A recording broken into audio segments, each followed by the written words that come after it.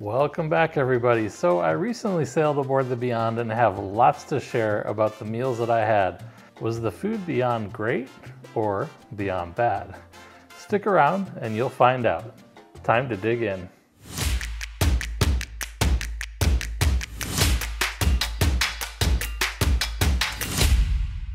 Alright, so I've had an opportunity to cruise on several celebrity ships, and this was my first time on the Beyond. In this review, I'm going to share the majority of my meals that I had on this beautiful ship. This review will encompass many dinners in various restaurants in the main dining room, some meals in the Ocean View Cafe, a lunch in Le Grand Bistro, and an epic dinner in Eden. If you're new to my channel and enjoy what you see, please be sure to hit that subscribe button right there down below, with the notification bell on, as well as clicking that thumbs up. Oddly enough, only about 3% of my return viewers are subscribed, so please consider subscribing if you do enjoy this content. In addition, if you either love or hate the Infinite Veranda and want to see a fun video that I put together comparing the Infinite Veranda to the Porthole Veranda, click in the top right corner, I think right up there, to check that video out. It is quite a bit of fun and sparks a lot of controversial conversation. All right, so what you're all here for, the food, right? So we'll start out in the Ocean View Cafe. I often skipped breakfast, but the days that I did have breakfast here, the bacon was always crispy, just the way that I like it. In addition, the eggs Benedict were decent, along with some pretty good sausage. My only issue with the eggs Benedict is that the eggs are basically pre-poached, so they're kind of sitting in warm water waiting to be served up. This did lead for them often to be overcooked, but other than that, they did have great flavor with the warm hollandaise sauce. While the hash browns did look amazing and I really wanted them to be, unfortunately they were just lukewarm and, well, not too crunchy. I do love my hash browns piping hot and super crunchy, and these were not that. The eggs were also fairly bland, however I was able to doctor them up with some salsa and cheese, rendering them fairly tasty after that. There's quite a wide variety of options for all meals in the Ocean View Cafe. Lunch was my favorite time in the Ocean View Cafe. Ironically, one of my favorite dishes was the steamed veggies. I apologize for the big mess on my plate, but I honestly just like to try a bunch of various things. So the veggies were always perfectly cooked, not mushy, not crunchy, and perfectly seasoned. The fried chicken, very tender and tasty, and the shepherd's pie, very well seasoned too. No complaints about my lunch this day.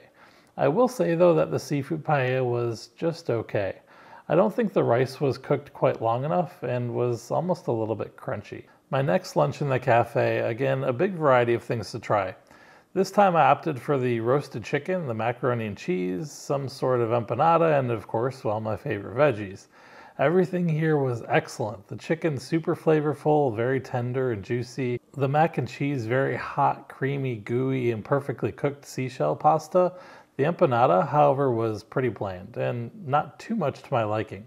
The veggies, once again, so good. I could just eat a plate of these alone for my lunch and be very happy, but I do like a variety of items. My last lunch I had in the cafe was excellent. I had some snow peas, fried chicken, oxtail, and some shrimp cocktail, as this day was the seafood extravaganza. By extravaganza, they mean shrimp cocktail and steamed crawfish. The fried chicken was so tender and not your typical fried chicken. This had more like a breadcrumb coating and not like a batter. Nonetheless, it was very good, crunchy, and flavorful. The snow peas also very flavorful with the butter glaze and crunchy as well. The stewed oxtail, so fall apart tender. No knife needed here and a really unctuous sauce. So good. The shrimp cocktail were also really good, and I really like the options of cocktail sauce or this, well, I think it's more like a rose pink sauce. I'm not really sure exactly what the name of it was, but it was very tasty nonetheless. One thing that I love about the Ocean View Cafe is that there are specialty items that change out every day. While many of the options remain the same throughout the entire voyage, about 20% of them change every day, which is nice to add to the variety of choices. Another item of note is that in the back of the Ocean View Cafe, there is a fresh pizza station. All throughout the day, the chefs are making hand-tossed pizzas with a few different topping options. You can even get a calzone as well. Pizzas are made late throughout the evening as well and end around, I think, 1 a.m. In addition, if you're looking for a late night snack, the Ocean View Cafe has several choices to pick from well after the dinner time. I believe until around 11 o'clock or so. You can get a couple different pasta options, some nachos, plenty of fruits and cheeses, some sandwiches, salads, and desserts. And I don't remember exactly when these options start to go away, but I do remember most, if not all, being available around probably 10:30 or so. All right, moving on to Le Grand Bistro. Le Grand Bistro is a specialty dining option available for lunch only. It's the same venue that's used for dinner time as Le Petit Chef. There is a $30 cover charge to eat anything that you'd like at Le Grand Bistro. This is obviously a French-inspired restaurant and, well, was quite good. Well, I wanted to get my money's worth. I wanted to try various dishes as well, so I went in here very hungry. I first started with the mussels, which, small in size, were quite mighty in flavor. Very delicious mussels. They were piping hot and come with a side of hot French fries as well as some bread to dip into the sauce, which is a wine and tomato based sauce, yet sort of spicy. I then moved on to the crepe. It was decent, however, I think the cheese filling was a bit too much compared to the ratio of the crepe. It just didn't have enough flavors to pair with the cheese inside, but it was decent nonetheless. I will say though that the tomato did go well with the crepe and cheese filling, so that was good. I then moved on to the frisee salad, and let's call this course, well, a palate cleanser. This salad was absolutely excellent. It was perfectly dressed with a honey mustard vinaigrette. The lardon was a nice flavor, and the crunchiness of the croutons really made for a well-rounded dish. For my main entree here, I had the special of the day, which was the chicken. While I expected this to be super tender and flavorful, well, it was quite lackluster. While it was okay, it was certainly nothing to write home about. There was lots of pepper and tomato in the sauce, which were nice, but the chicken was kind of dry and overcooked. For dessert, I did have the profiteroles, and there are normally 3 in an order, but I asked for a smaller portion since I was already beyond full by this point. The profiteroles were very good though, very fresh, airy, light, and not overly sweet. They had a cold cream filling topped with a chocolate sauce and just delicious. I would definitely go back to Le Grand Bistro for lunch and would want to try the bouillabaisse the next time since that's one of my favorite dishes of all time. Okay, moving on to the main dining room. So there are 4 to pick from on all of the Edge class ships. You have an option for either early or late dining, being at either 6 or 8 o'clock, I think, or anytime dining in which you have a few options to make reservations prior to your sailing for when you want to go. In addition, you can just show up whenever you want and they'll seat you when a table is available. And that's what I chose to do and never had to wait more than 5 or 10 minutes to be seated. One option that you do have, however, is that you can just find any of the restaurants in the main dining room with the shortest wait and just go eat there. All 4 restaurants have the same menu, and the only difference is the particular restaurant's specialty items. These items do not change throughout the cruise. In addition, you can order whatever you want from any of the restaurants in any of the restaurants. So, for example, if you're dining in Tuscan and you want the carrot cake from Cosmopolitan, well, you can certainly order that without any issues. Okay, for the first evening, I dined in Normandy, and the breadsticks were inconsistent in that some were crunchy and others were pliable, I guess you could say, and almost seemed stale, but that's kind of a minor inconvenience. I started with the escargot, which, while hot, were very small and lacking flavor, as maybe not enough garlic in the sauce, maybe. I then had, which usually is my favorite on Celebrity, the mushroom soup. Unfortunately, this soup was actually almost inedible. It tasted as though someone dropped a container of black pepper in it, making it way, way over peppered. I've never had an issue with this soup before until the sailing. For the entree, I did have the prime rib, which was fantastic. It was perfectly cooked, a good portion, and very tender, as well as having great flavor of the meat as well as the sauce.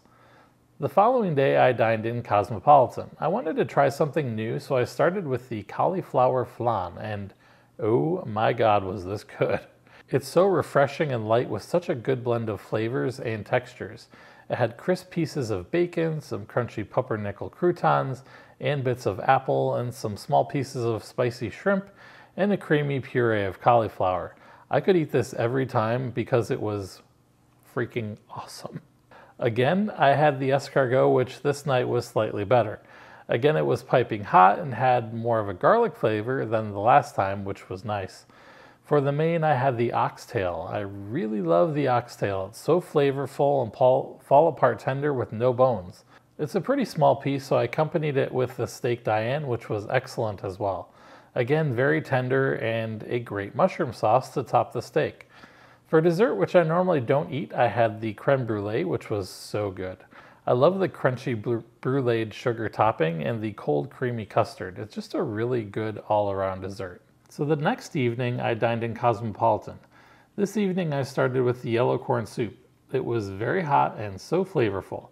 The taste was as though it was like a creamed corn, but really hot and more pureed. The cracker on top is also quite unique, with some popcorn and kernels attached with butter. The escargot this evening was excellent, very garlicky and hot.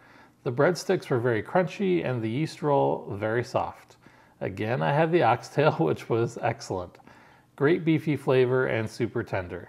The pork loin, well, was just okay. It didn't have a ton of flavor, albeit was still tender. And the polenta had also solidified as it had sat there too long before being served. So next up was Tuscan. I started with the cream of broccoli soup, which was very hot and flavorful. Nothing really special about it though. For the main, I had the short ribs, which were incredible. So good. So very tender and tons of rich flavor, and this time the polenta very creamy. The sauce is a rich and thick ragu with a bunch of vegetables cooked with the short rib, and really just such a great dish. The next evening was a special one for sure. Although I had to do an expedited meal service due to the show that evening, tonight's meal was in one of my favorite restaurants, land or sea, known as Eden. Of course, one of the appetizers I had to have was the crab cakes. Literally the best crab cake I've ever had. It's little to no filler and just tons of lump blue crab meat with a crunchy panko breadcrumb topping, a side of peppers and onions, and an amazing dipping sauce. Even the little bits of dill as part of the garnish really add to the flavor of this dish. It's quite possibly the best thing I've ever eaten on any cruise ship. Next was the amuse-bouche, which was a nice rendition of a pina colada, which was honestly really delicious and refreshing. It was a perfect palate cleanser. I followed that with the shrimp appetizer. While the shrimp are perfectly cooked and the dish visually very appealing, the sauce overpowered the flavor of the shrimp just a bit. Even so, it was quite good. This is a Spanish dish with some chorizo sausage in the sauce, topped with fried shrimp legs. Next up was the grouper, which was fantastic. Again, a perfectly cooked fish with great flavor. The combination of peppers and Thai curry sauce went really well together. The addition of the snow peas added sort of a nice crunch to the dish, which was mostly creamy ingredients, so a nice contrast to add the crunchy texture of the peas. It all just worked really well together. I can't go to Eden though without having the short rib Wellington and petite filet mignon. This is probably my second favorite dish after the crab cake. The filet was cooked exactly how I like it. The beautiful vegetables added a nice slightly crunchy texture. The short rib Wellington, such an awesome small bite and a cute little package of flavors. The super creamy mashed potatoes and the delicious accompanying sauce, just a perfectly paired dish and packed with so much flavor. I was in a bit of a rush, so I did have to skip dessert here, but definitely some amazing options to pick from for dessert, so don't skip if you can help it. The second to last evening was chic night, and that means, well, lobster night. Dinner tonight was in Cosmopolitan, and I started tonight with the cauliflower flan, and well, why not? It was just so good the last time, and again the same this time. In addition, well, you know, I can't sit to dinner without having escargot, so that was my second appetizer. However, tonight seemed to be lacking a little on the garlic again, but good nonetheless. For the mains, well, of course, I had the lobster, but be warned, however, the days of all-you-can-eat lobster have gone. You just get one small lobster tail now, but can order more for an extra fee. In addition to the lobster, I did have the beef Wellington, which was excellent, perfectly cooked with a lovely pastry wrapping and mushroom duxelles in between the meat and the pastry. Just so good. In addition, I did ask for a small side of the mushroom risotto because I love it so much, and yet again, it was incredible. However, they gave me this enormous full-size portion, but that's fine. It was so tender with a very slight crunch and a lovely scent of truffle. So delicious.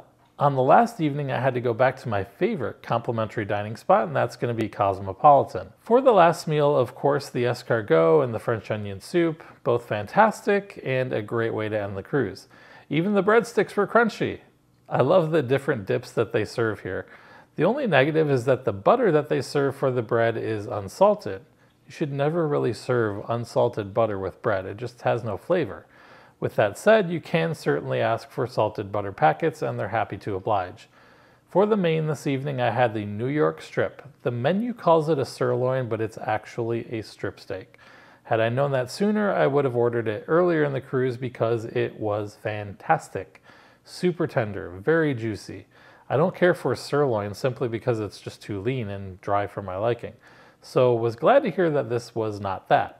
The herb butter on top really adds a nice flavor, and in addition, the vegetables were perfectly tender and delicious. Okay, so that's the majority of the meals and items that I ate on my first sailing on the Celebrity Beyond.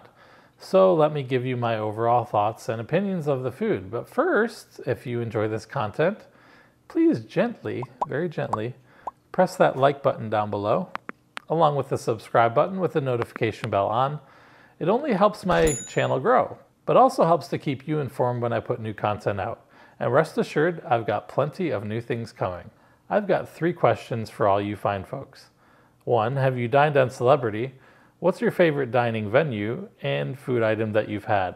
I do look forward to hearing what you all like. Please leave a comment in the comment section down below. So if I had to rate the food, quality, taste, and presentation as a whole on Celebrity, I would give it an 8 out of 10. My biggest gripe would be the inconsistency. Some things are good one day and not so much the next. With that said, the overall quality, taste, and appearance is excellent. The food in the main dining rooms is fantastic, and not like some other cruise lines in which it's just so poor that they almost force you to have to eat in specialty dining options to have, well, a good meal. No, you don't have to do that on Celebrity. The main dining options are really good, but the specialty dining options are just a much different and elevated experience. So sure, the food's a bit better, but it's the experience that is also much different with the specialty dining options. Celebrity as a brand is just so good and definitely lives up to the reputation as being the #1 premium cruise line. Right, so that's going to do it for this food review. I do hope that you enjoyed this content and look forward to bringing you something different on the next video. If you like entertainment, you won't want to miss the next one, as I'll be reviewing the entertainment on the Celebrity Beyond. YouTube is saying that you should watch this video right here, which I highly suggest. All right, thank you so much for watching, folks. Until the next time, bye-bye.